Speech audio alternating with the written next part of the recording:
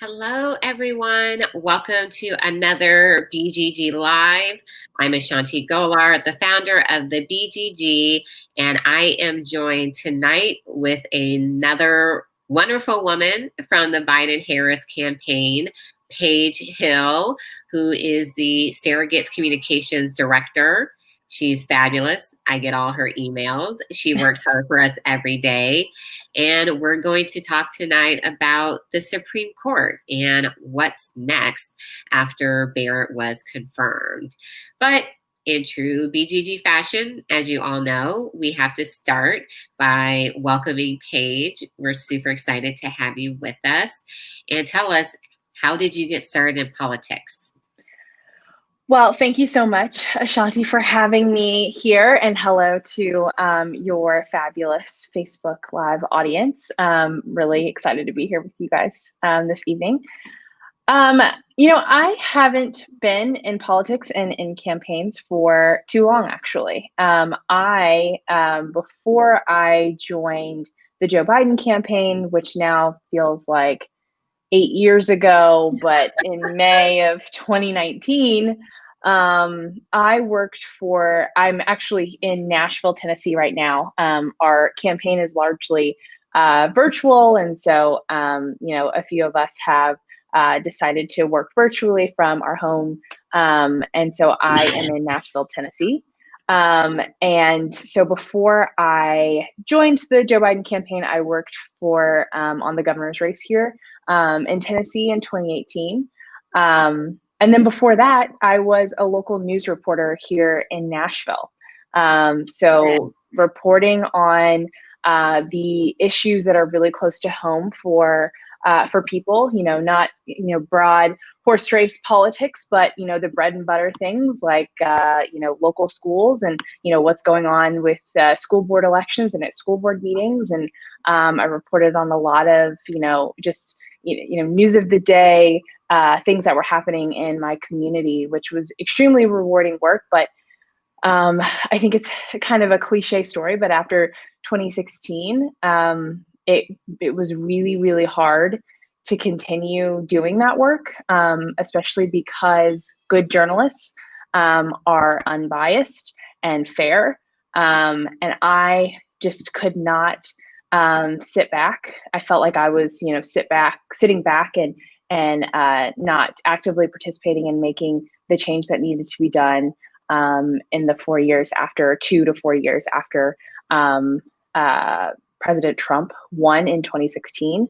And so really the 2016 election is what drove me into wanting to work on campaigns, work in politics more broadly, but first and foremost, work on campaigns, getting those leaders that I believed in elected to be able to make the change from the ground up.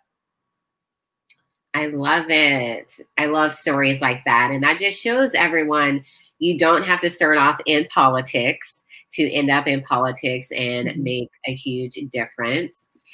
So we know that Amy Coney Barrett was confirmed last night by the Senate to replace Justice Ruth Bader Ginsburg. I don't even think it's maybe just been a little bit over a month since she passed away, and she's already been replaced. But we know that there is a lot at stake with having her in that seat. So now that she's confirmed, what are some of those issues that are at stake, and how would the Biden-Harris administration work to protect them? Yeah, I think that last night was a very gut-wrenching, difficult moment for a lot of people who know what these issues that are at stake, right? It's LGBTQ rights, it's the rights of the dreamers, to be able to stay in a country that they've known that their entire lives. It's the right to vote, and not have your vote suppressed. It is the rights of workers, collective bargaining rights. It's clean air, clean water. So much is at stake. The Supreme Court really has a profound impact on the issues that have an impact on our day-to-day lives. And I think most immediately with this case being coming up just after the election is the Affordable Care Act and access to affordable health coverage and protections for 100 million Americans who live with pre-existing conditions. President Trump has made it no secret that he wants to see the Affordable Care Act gutted. He reiterated that in his 60 Minutes interview over the weekend. He said, "I'd like to see them get rid of it."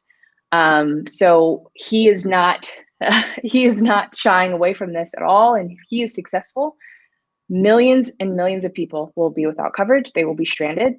And if he's successful, the lingering effects of folks who have gotten COVID-19 but recovered, those lingering effects will become the next deniable pre-existing condition. And I think what's worse is that the president and this administration and Republicans they've had 10 years now to come up with a replacement. And they don't have one. They don't have a healthcare plan.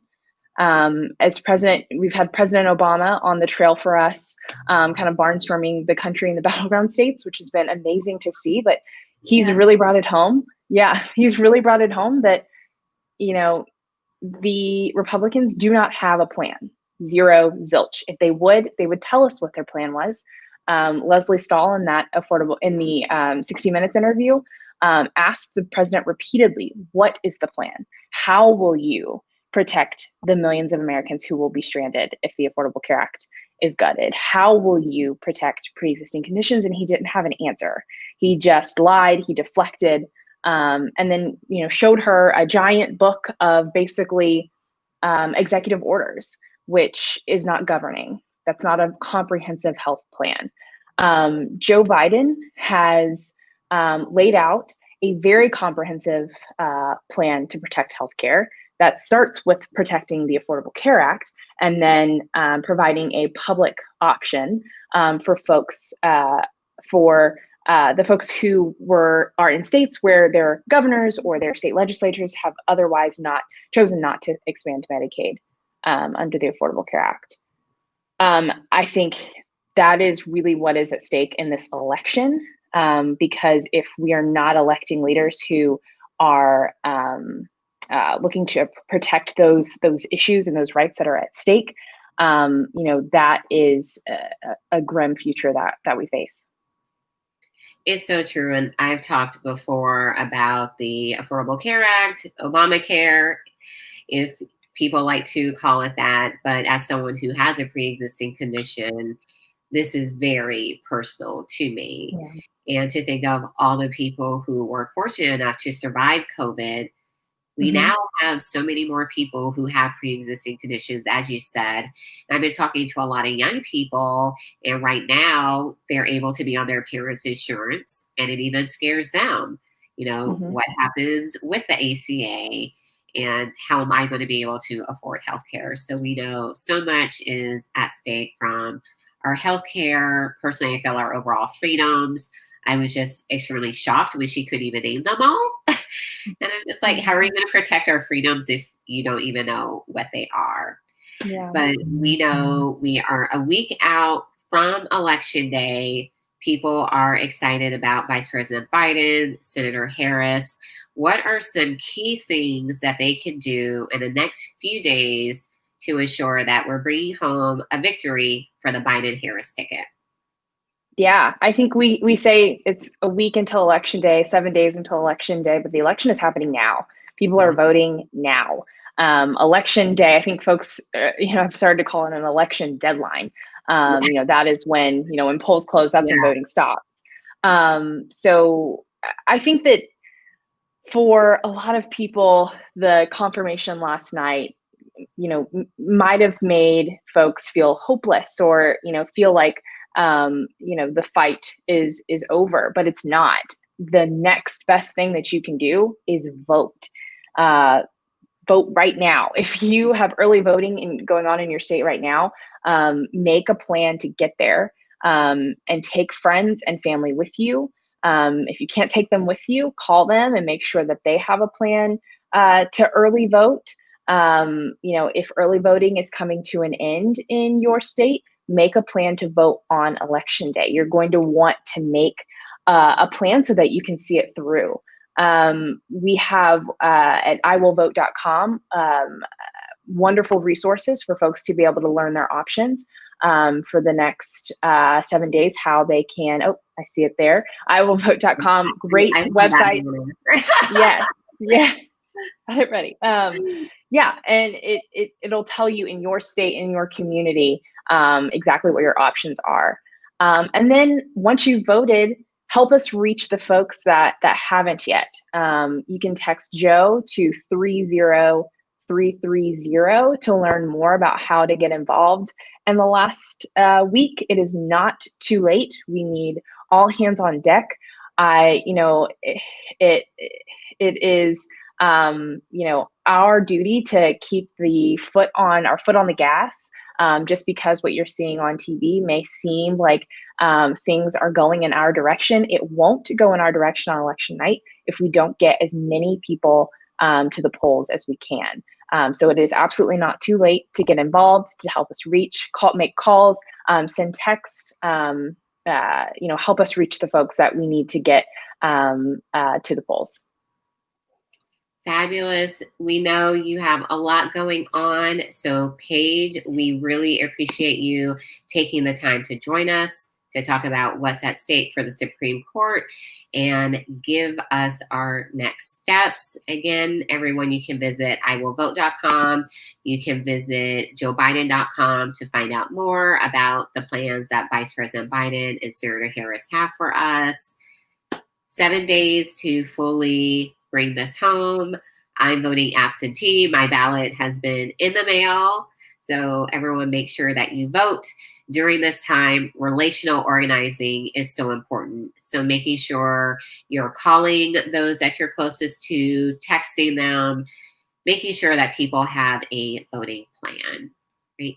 Thank you, everyone, so much for joining us, and we'll see you next time. Have a great night.